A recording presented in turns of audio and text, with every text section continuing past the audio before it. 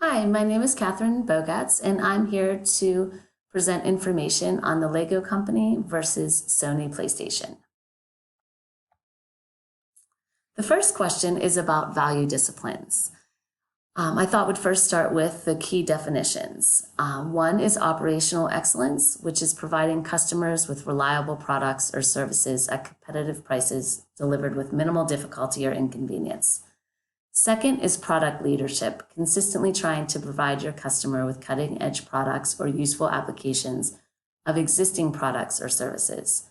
Third is customer intimacy. A company that delivers value via customer intimacy builds bonds with customers like those between good neighbors. What are Lego and PlayStation's core value disciplines? Lego Companies is product leadership. Lego Company has 4 pillars that define their corporate culture. 1, purpose-driven. 2, systematic creativity. 3, clutch power. 4, actionability. Their main concern is that their product stays relevant and cutting edge in order to retain the market share as a top toy.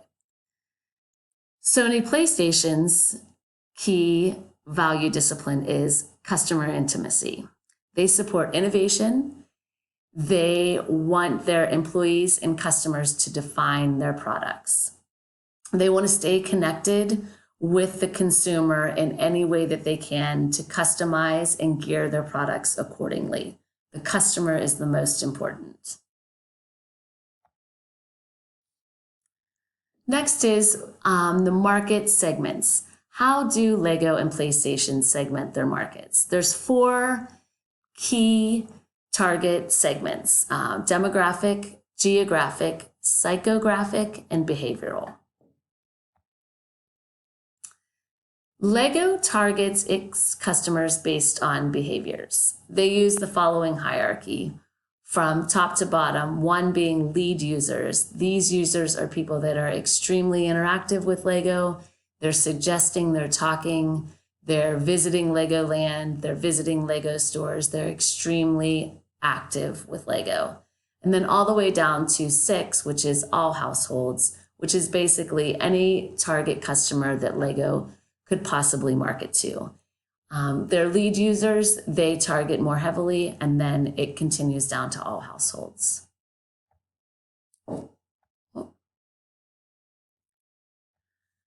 As far as PlayStation, they use geographic location of its customers as its key market segmentation. They have 3 main geographic areas that they target: North America, Japan, and Europe. And then their market segmentation continues still using geographic segments. Even further down, they then split those territories into gender, and then they go through age. Their target market is a male between the ages of 18 and 40. The next question is, how does each company view customer loyalty and their relationships? Lego's internal motto is, quotes, to turn bricks into an experience. They want their customers to experience the play. They focus on their customer loyalty by offering things like Lego Club. You can actually sign up to be part of their Lego Club and get exclusive offers and find out when products are launching. There's some unique and first to know type of information if you belong to their Lego Club.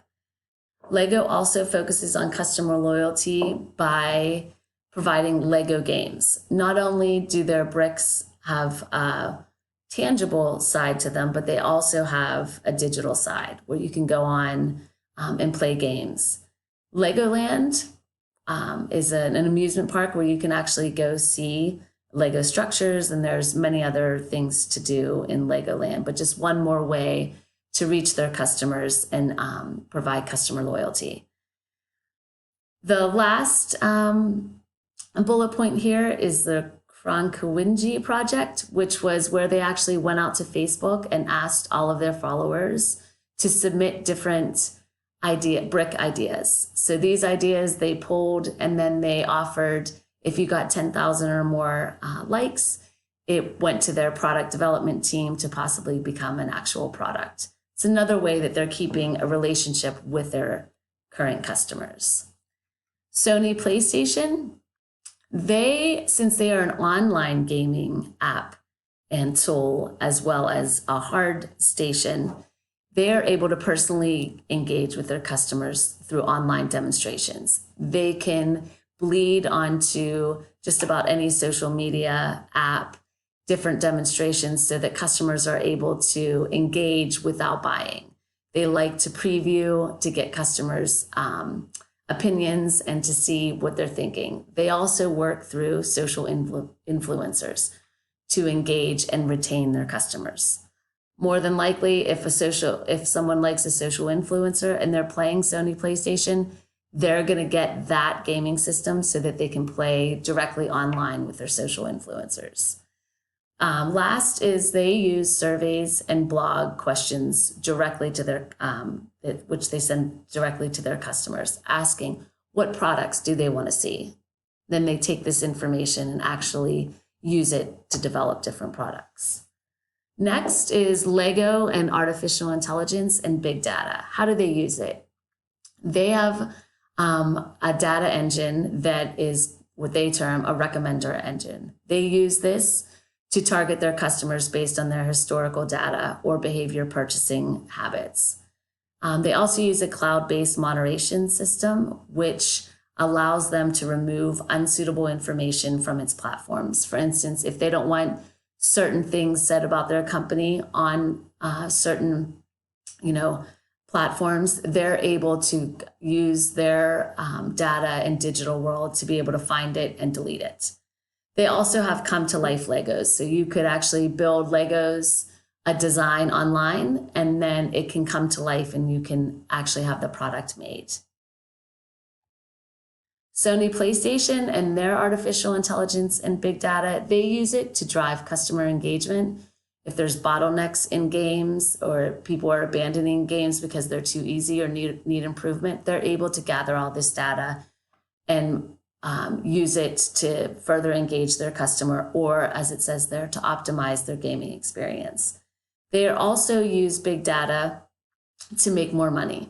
They can collect a lot of information about their consumers' habits and make real-time adaptations based on these profiles of the gamers to solicit more products to them to, in the end, make more money. Next up is key events for Lego. In 2004, the company was struggling. They were losing a lot of their market acquisition, and they knew they needed to make a change. Their press officer reported, the company has a lot of knowledge silos within the organization. One hand was doing something that the other didn't know. Lego made digital improvements to its business model and refocused the company on its core physical product. They improved their data sharing. They also had new product offerings, such as the game Life of George. And they also did the Lego idea where users could create and submit ideas to be possible product suggestions. A key event for Sony PlayStation was during the years of 2012 to 2013, where they had an industry lag. They hired a new CEO that had the digital focus in mind, and he was also focused on turning the company around. He asked his management team, what do you want to see? He knew if his employees wanted it, his customers would. Digital maturity. Digital maturity, I would say that both companies are in the digitally excelling stage. Both Sony PlayStation and Lego both have cultures of innovation and show digital maturity. Both CEOs consider digital technology to be what will lead them into a successful future. Their employees are committed to the digital technology as well as their upper management. As far as HR analytics is concerned in the Lego environment, their lead vice president of people analytics, Melissa Cantor, says that they're at the forefront in HR, and oftentimes it's our function within HR that's the first, the Lego group, to be leveraging new technology. They use different HR analytics such as psychometric tests, aptitude tests, and behavior-based interviews as part of their recruitment. And as part of retention, they use survey data.